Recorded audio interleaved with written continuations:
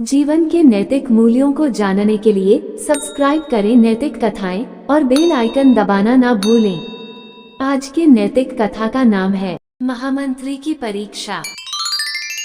एक बार एक राज्य में एक राजा राज्य करता था।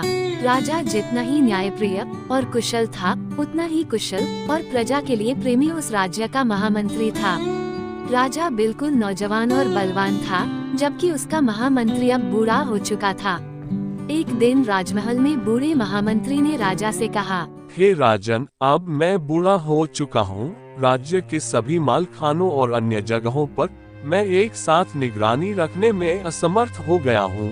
मैं राज्य की सभी जिम्मेदारियों का निर्वहन अब नहीं कर पा रहा हूँ। मेरी अवस्था अब मुझे और काम करने की इजाजत नहीं देती। इसलिए राजन, मुझे राज्य के इस सेवा से विमुक्त कर दे, ताकि मैं अपना बाकी बचा हुआ जीवन आराम से अपने घर में ही व्यतीत कर सकूं। राजा ने महामंत्री से कहा, आप बिल्कुल सही कह रहे हैं।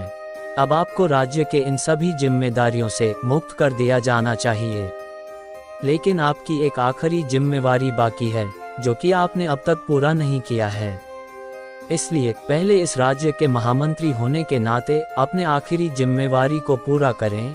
इसके बाद आपको महामंत्री पद से छुट्टी मिल जाएगी और आप आराम से अपना बाकी जीवन अपने घर में व्यतीत कर पाएंगे।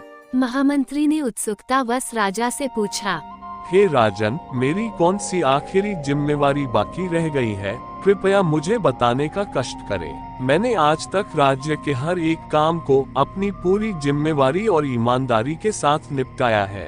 फिर कौन सी आखिरी जिम्मेदारी बाकी रह गई है? राजा बोला, हे महामंत्री महोदय, आप जितने ईमानदार, कर्मठ और जिम्मेवार हैं, इस राज्य के लिए उतने ही ईमानदार, कर्मठ और जिम्मेवार नए महामंत्री की पहचान कर नियुक्त करना आपकी ही जिम्मेवारी है। नए महामंत्री के नियुक्त होते ही आपको राज्य के इस पद से हमेशा के लिए छुट्टी दे दी जाएगी। राजा की इस बात को सुनकर महामंत्री ने राजा से 7 दिनों का समय मांगा और बोला, हे राजन, 7 दिनों के अंदर मैं अपने ही जैसा एक महामंत्री इस राज्य को ढूंढूंगा, जिसके खोज के लिए मुझे जाने का आदेश दे।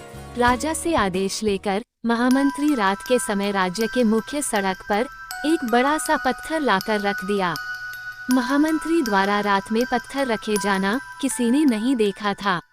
अगले दिन राज्य के उस मुख्य सड़क से आने जाने में सभी लोगों को बड़ी कठिनाई होने लगी और सभी उस पत्थर के अगल बगल से होकर आने जाने लगे, पर किसी ने भी उस पत्थर को हटाने का प्रयास नहीं किया। जहाँ की लोगों ने महामंत्री और राजा को ही भला बुरा कहा कि इस राज्य के राजा और महामंत्री दोनों ही गैर जिम्मेदार हो गए हैं। उन्हें प्रजा के सुख सुविधा का कुछ भी ख्याल नहीं है। वही महामंत्री एक पेड़ के पीछे छुपकर यह सब कुछ देख रहा था।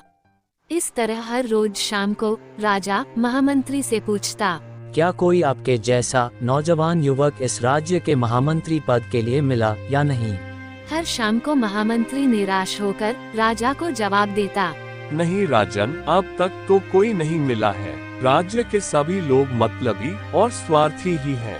इसी तरह 5वें दिन एक नौजवान युवक, जो कि पढ़ाई करने के लिए दूसरे राज्य में गया हुआ था, उस रास्ते से गुजर रहा था।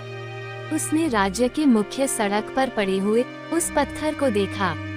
पत्थर को देखते ही उस नौजवान युवक ने बोला, हमारे राज्य के लोग कितने आलसी और मतलबी हो गए हैं।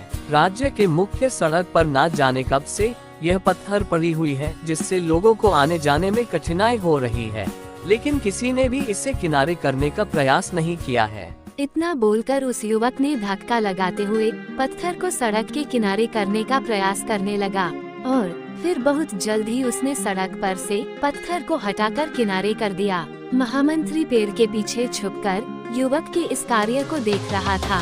उसने तुरंत पेड़ की आड़ से बाहर आया और ताली बजाते हुए युवक से बोला, इस राज्य के महामंत्री को मेरा प्रणाम। महामंत्री द्वारा अपने आप को महामंत्री कहे जाने पर युवक पूरी तरह अचंभित हो गया और बोला, हे महामंत्री जी, इस राज्य के महामंत्री तो आप हैं, फिर आप मुझे क्यों महामंत्री कह रहे हैं? तब बूढ़े महामंत्री ने उस युवक को राजा के बीच हुई सभी बातों को बताया और कहा कि मैं राज्य के लोगों का महामंत्री पद के लिए परीक्षा ले रहा था, जिसमें पिछले 4 दिनों से राज्य के इस रास्ते से गुजरे सभी के सभी लोग असफल रहे, लेकिन आपने सफलता प्राप्त की है।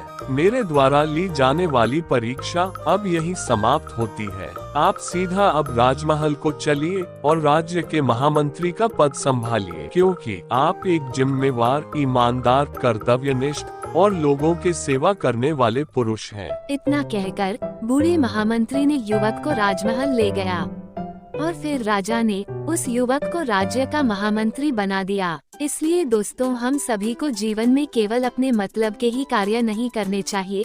हम सभी को जीवन में अपने कार्य के अलावा दूसरों के लिए भी अच्छे सेवा भाव से जन कल्याण के भी कार्य करने चाहिए। कहानी कैसी लगी कमेंट कर जरूर बताएं।